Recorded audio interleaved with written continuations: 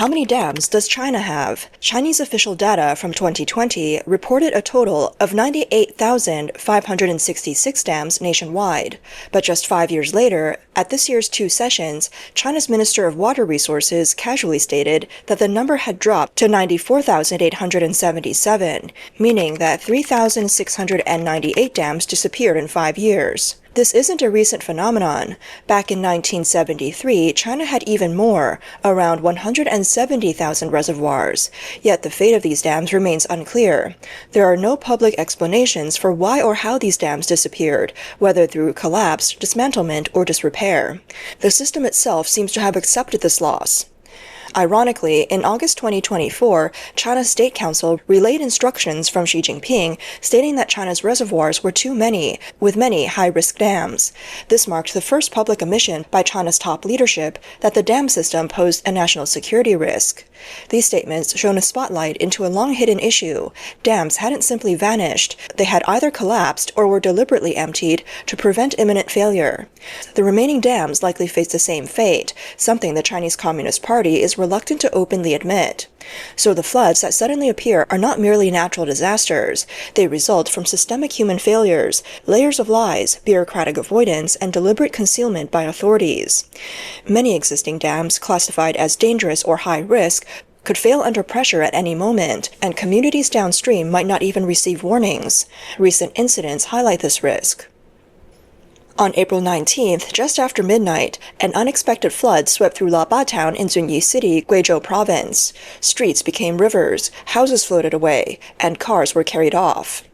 Residents woke up in the middle of the night and fled barefoot through waist-deep water. There had been no heavy rainfall, and no emergency alerts were sent to residents' phones. The truth only surfaced through a leaked video posted on social media. It showed a nearby reservoir silently releasing water. To date, no official explanation or acknowledgement has been provided. This was the first publicly reported, unannounced dam release incident in China this year. One social media comment summarized the situation clearly. If they don't release water, the fragile dams collapse. If they do, ordinary people pay the price. This isn't flood control, it's shifting responsibility. Another said, these dams aren't built for disaster prevention. They exist for generating profits, eventually becoming deadly tools, like a sickle and hammer falling from the sky. Going back 1 year earlier, on July 1, 2024, Pingjiang County in Hunan Province faced a historically severe flood. All 190 reservoirs in the county released water simultaneously without prior warning, turning the county into a flooded disaster zone overnight. This was the timeline. At 9:40 a.m., Huangjingdong Reservoir begins releasing water. By noon, floodwaters reached Changshu Street. Between 2 and 3 p.m., the entire county was flooded. No warnings were issued, no evacuation orders given, not even a simple alert. A local TV station broadcast, "Reported from our station, we have been flooded." This has become the most iconic footnote about the disaster. About 76,000 residents had to be urgently relocated, with a total of 436,000 people were affected. Economic losses exceeded 2.5 billion yuan, equivalent to 2 years of the county's tax revenue. The death toll has never been officially disclosed. Online posts about missing people have all been deleted, and the grieving families' cries disappeared into an algorithmic black hole of censorship. Another disaster occurred on July 16th and 17th of last year. Baoji City in Shanxi Province was hit by heavy rains, causing water levels in the Qian River to surge. Multiple reservoirs, including Fengjiashan and Wangjiaya, began releasing water without warning. Fengjiashan Reservoir, the fourth largest reservoir in Shanxi, was designed to handle once-in-a-century floods. Yet this dam, built in 1982, was classified as dangerously unstable as early as 2003. Its release caused bridges and roads to collapse, halted railway services, took away 5 people's lives, and left 8 missing. Ironically, after the incident, Chinese authorities announced a sediment removal and reservoir restoration project. It cost 965 million yuan, more than the dam's original construction cost. Local residents received no warnings and only learned after the water receded that these flood control reservoirs had been the very source of their disaster. These incidents are not isolated, but reflect long-standing systemic problems in China's dam management. Public records indicate that from 1954 to 2021, China experienced 3,558 dam failures, an average of 52.3 per year. corresponding to an annual dam failure rate of 0.053%, significantly higher than the internationally acceptable rate of 0.01%. Two of the most devastating failures stand out starkly. In August 1975, 62 reservoirs collapsed in the Banqiao area of Henan province, resulting in over 240,000 deaths and displaced approximately 11 million people. The U.S. Discovery Channel later described this disaster as the largest human-made disaster caused by technical failure in human history. Between August 5th and 8th, 1975, unexpected rains overwhelmed the Banqiao Dam's design limits. Dam officials repeatedly reported critical water levels, requesting permission to release floodwaters, but the orders never came. On August 8th in the early morning, catastrophe struck. The Banqiao Dam collapsed, triggering a domino effect of failures in 61 other dams and floodgates. A giant wall of water, 16 meters high and 12 kilometers wide, swept downstream at 50 kilometers per hour. Within hours, floods destroyed 1,126 villages across 9 counties, 29 communes, and 302 production brigades. In the worst-hit areas, floodwaters exceeded 10 meters, obliterating homes and infrastructure. Communication in the region was only restored by August 20th. The most heartbreaking part of all this is that it could have been avoided if the floodgate orders had been issued earlier, if the warning systems had worked properly, or if there had been reasonable emergency plans in place. But none of that happened. What was left behind were the lives of 240,000 people, and one of the most tragic chapters in China's water management history. What's even more troubling is that this disaster was completely covered up for a long time. It wasn't until 1995 that the government publicly acknowledged the disaster, admitting that 11 million people were affected and 26,000 had died, but many researchers believe the actual death toll was over 240,000. In 1963, the Hai River Basin saw a chain reaction of 319 dam failures, one of the most severe water-related disasters in China's history. The true death toll from this event has never been revealed by the Chinese government. The direct cause of this disaster was unrealistic targets and poor management, leading to engineering issues. During the late Great Leap Forward period, the government pushed for rapid dam construction as part of political campaigns. Many of these reservoirs were hastily built without proper geological surveys, using rough designs and poor construction quality. Experts believe that these Great Leap Forward dams had safety risks built into their design from the start. Yet after such large-scale dam failures, the government did not carry out thorough reforms. Instead, they simply labeled the cause as a natural disaster.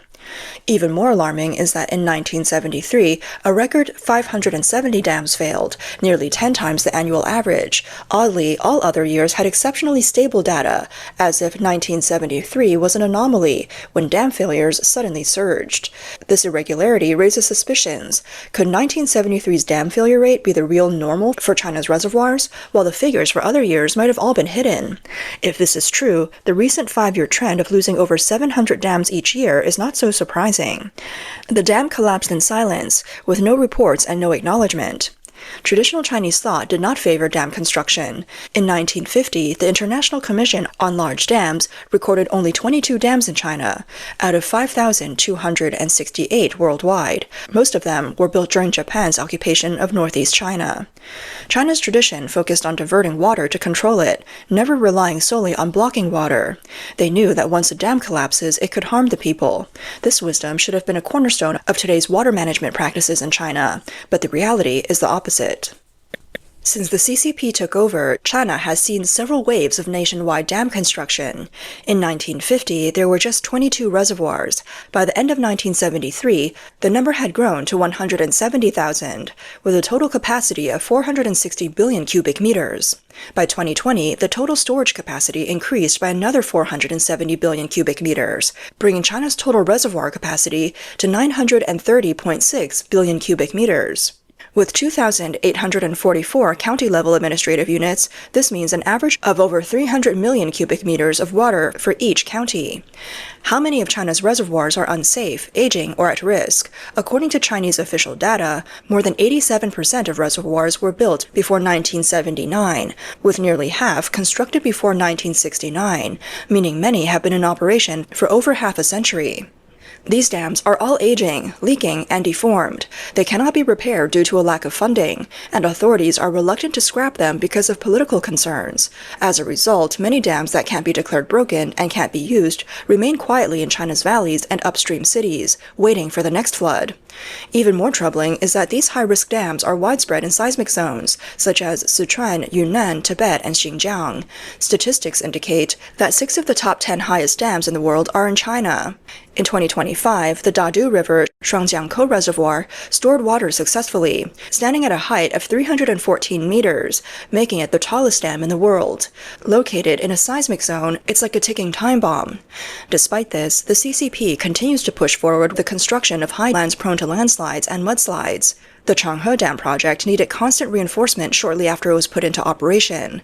The Dagangshan hydropower station's number 3 unit suffered a serious breakdown in March 2025, requiring major repairs. These projects are plagued by problems even before they're finished. These dams are like ticking time bombs spread across China's landscape. If they fail, the consequences would be disastrous. Since 2020, China's water infrastructure spending has hit new records each year. In 2020, investment reached 770 billion yuan. In 2021, it stood at 757.6 billion yuan. In 2022, the spending topped 1 trillion yuan. In 2023, it climbed to 1.2 trillion yuan. And in 2024, spending rose again to 1.35 trillion yuan. In total, nearly 6 trillion yuan has been invested over 5 years. But despite more investment, losses from flooding were even greater. In 2023, the Beijing-Tianjin-Hebei flood caused $239.3 billion in direct losses. In 2024, flooding nationwide caused 263 billion yuan in damages, far surpassing the 1998 Yangtze River flood, which caused 166.6 billion yuan in damages. Beneath this investment boom lies a shocking level of corruption. An internal audit report in 2023 revealed that nearly 24% of funds for national water projects were lost, far higher than in other infrastructure sectors. In January 2024, the former head of Hunan's Water Resources Department, Yan Xuemao, was sentenced to death with a 2-year reprieve for taking 320 million yuan in bribes. This is just the tip of the iceberg. Water infrastructure projects are particularly vulnerable to corruption, as underground foundations are hard to inspect, concrete quality is difficult to test, and procurement materials are easily manipulated. What's even more alarming is the high investment, low maintenance trap. New reservoir projects are well funded, but maintenance funding is severely lacking. Statistics show that there's a funding shortfall of over 2 trillion yuan for reservoir maintenance nationwide. This explains why so many reservoirs are in poor condition. New projects have political value and publicity benefits, but no one cares about maintaining older ones, and there's no budget for that. That's why China has so many aging, dangerous reservoirs. Each year they're reported as needing repairs, but there's no money to fix them. In fact, fewer than half of China's 93,000 reservoirs are in usable condition and able to manage floodwaters safely. Many others are either silted up, structurally dangerous, or simply too dry to use, but they're not officially decommissioned. In a county in Sichuan, 23 small reservoirs were found, but only 9 were still operating normally. The others had serious sediment buildup, reducing their storage capacity to 30% of design specs. They had severe leakage issues, or were destroyed by nearby mining activities. However, these reservoirs were still listed as operating normally. Decommissioning a reservoir means taking responsibility and cutting staff, and no one is willing to do that, so they just keep running them on paper. Investigators say reservoirs have vanished without notice in 5 days. Some sites become industrial parks, but stay listed as operational.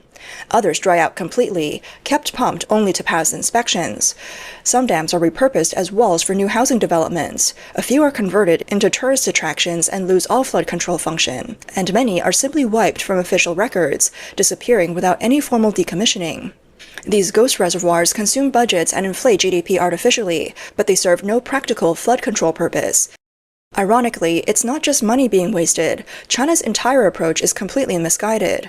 Instead of reflecting on past disasters, the Ministry of Water Resources published a political textbook titled In-Depth Study of Xi Jinping's Most Important Discourses on Water Management.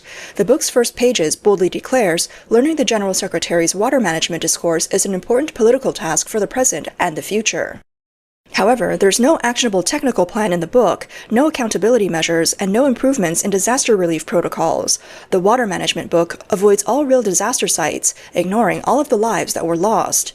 In February 2025, the Politburo of the CCP held a collective study meeting on water management. Xi Jinping emphasized the need to ensure the safety of reservoirs, but no specific measures were announced. Ironically, the very next day, a reservoir in Shanxi province urgently released water due to dam cracks, flooding 2 towns downstream. The news was tightly controlled and not reported by the government.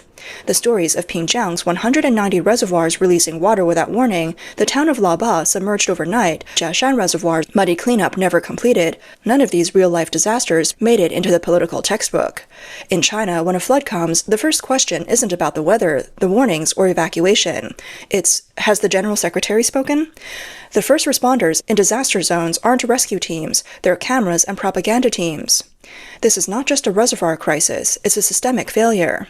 On the surface, China's water reservoir problems seem to be caused by aging dams and failing warning systems. But at the core, the issue lies in a dysfunctional system that refuses to speak the truth, avoids admitting mistakes, and fails to make necessary changes. Even when an entire city is cut off, the government and media continue to maintain the facade that everything is under control. After countless failures, 7 key lessons keep coming up: improving design, strengthening supervision, reassigning responsibility, advancing technology, establishing early warnings, enforcing maintenance, and ensuring transparency. Although these same principles have been repeated in government directives for years, the failures keep going on year after year. When disaster strikes, for the CCP, responsibility is never traced upward, but flows downward. Low-level workers, duty officers, and even innocent citizens are pushed into the spotlight to take blame for those who made the final decisions. The real questions that should have been asked are: who approved the construction of this dam? Who signed off on this levee? Who authorized the opening of the floodgates under the no evacuation order? Who chose to remain silent and report only the positive signs, while ignoring all the warnings? Put simply, China has too many dams, and they were constructed in a rushed, sloppy, and dangerous manner. To make things worse, they're built next to people's homes, under a system where no one is held accountable.